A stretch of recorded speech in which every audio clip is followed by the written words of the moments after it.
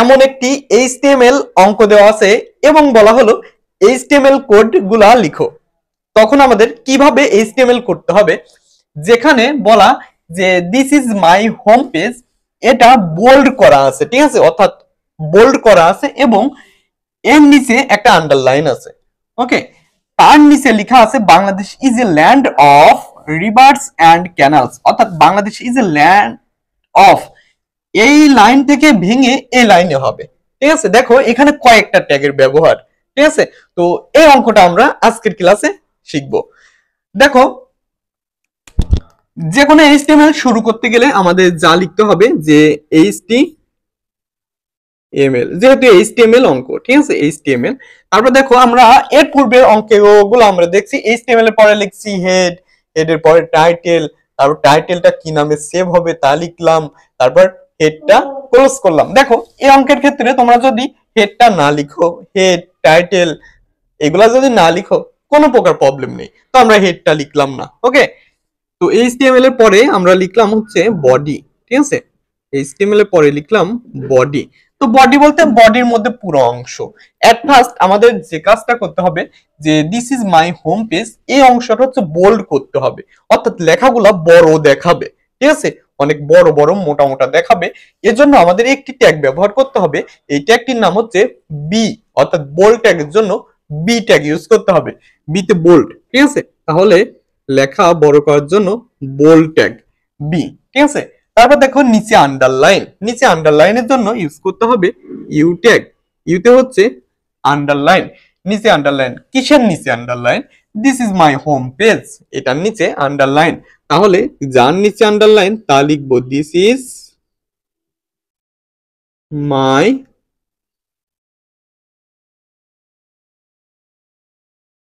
Home page. ঠিক আছে, this is my home পেজের নিচে underline.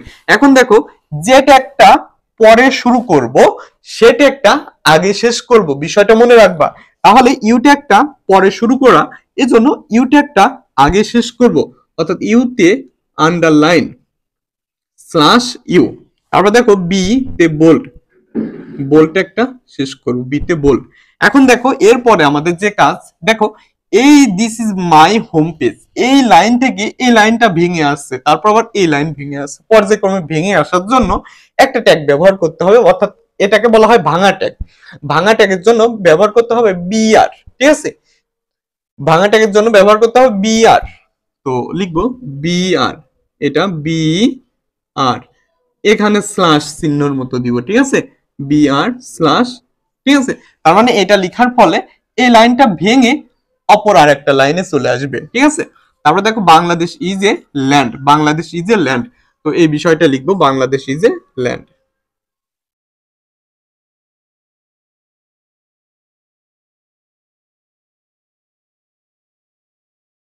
A land of, Bangladesh is a land of.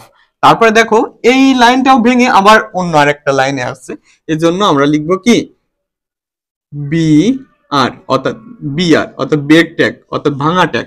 এখন তোমাদের এই ভাঙা ট্যাগ নিয়ে একটা প্রশ্ন থাকতে পারে যে ভাইয়া বলো, স্যার বলো, যে প্রত্যেকটা ট্যাগের আমরা জানি শুরু আছে এবং শেষ আছে। তো একটা বিষয়, প্রত্যেকটা ট্যাগের শুরু আছে এবং শেষ আছে, মাত্র তিনটা ট্যাগ ছাড়া। কয়টা ট্যাগ ছাড়া? তিনটা ট্যাগ ছাড়া, ইমেজ, বিআর এবং এইচআর। এই তিনটা ট্যাগের শুরু আছে কিন্তু শেষ নেই। তার মধ্য থেকে এই মুহূর্তে যে আলোচনা করা হচ্ছে এই যে বিআর ট্যাগটা, এটা হচ্ছে একটা যার শুরু আছে কিন্তু শেষ নেই। ঠিক আছে, তো বিআর। তারপর দেখো রিভার্স এন্ড ক্যানালস। ঠিক আছে, তো লিখবো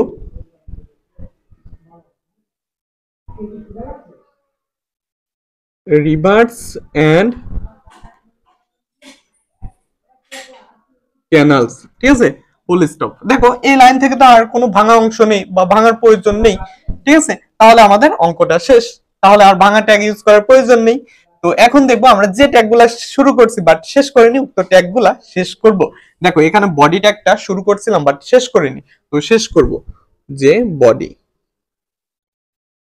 বডি, বডির পরে কাজ হচ্ছে স্ল্যাশ এইচটিএমএল। ওকে, তো এটাই বন্ধুরা হচ্ছে আমাদের কাঙ্ক্ষিত অ্যান্সার, এটা হচ্ছে কাঙ্ক্ষিত অ্যান্সার। তো দেখো এর পূর্বে আমাদের ইতোমধ্যে মেবি 23টা পর্বের ক্লাস হয়ে গেছে এইচএসসি আইসিটি এইচটিএমএল এর উপর। তো এটা হচ্ছে 24 নম্বর পর্ব ভিত্তিক ক্লাস, অর্থাৎ 23টা পর্বের মধ্যে এই জাতীয় ক্লাস দেওয়া নেই। ঠিক আছে, তো এটা হচ্ছে 24 নম্বর পর্ব ভিত্তিক ক্লাস।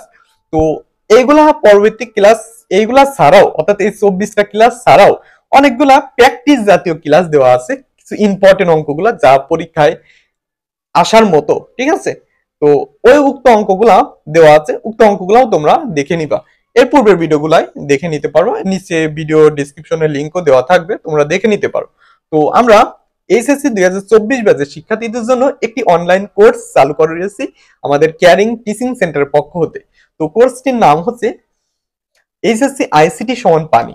তো এইচএসসি আইসিটি সমান পানি নামটি দেওয়ার কারণ কি, দেখো আইসিটি কিন্তু তোমাদের মানে এইচএসসি তে যখন তোমরা উত্তীর্ণ হও, ভর্তি হও, তারপর থেকে তোমাদের এইচএসসি আইসিটি নামক বিষয়টা তোমাদের খুবই কঠিন লাগে, যে কিভাবে ওয়ান আর ওয়ান যোগ করলে কি হয়, ওয়ান আর ওয়ান যোগ করলে হয় কিভাবে 10। খুব মারাত্মক একটা বিষয়, হ্যাঁ? মানে এতদিন আমরা শিখে আসছি ওয়ান আর ওয়ান যোগ করলে 2 হয়, কিন্তু আমরা এইচএসসি তে উঠার পরেই আমাদের শেখানো হচ্ছে ওয়ান আর ওয়ান যোগ করলে নাকি 10 হয়। এ কেমন বিষয়? তো এরকম যে সকল জটিল বিষয় তোমাদের কাছে মনে হবে, এই জটিল বিষয়কে পানির মতো সহজ করতেই আমাদের আইসিটির উপর একটি কোর্স চালু করা হয়েছে। এর নাম দেওয়া হয়েছে এইচএসসি আইসিটি সমান পানি। তো এইচএসসি আইসিটি কে তোমাদের হাতের মুঠোয় এনে দেওয়ার জন্য আমাদের এই কোর্সটি চালু করা হয়েছে।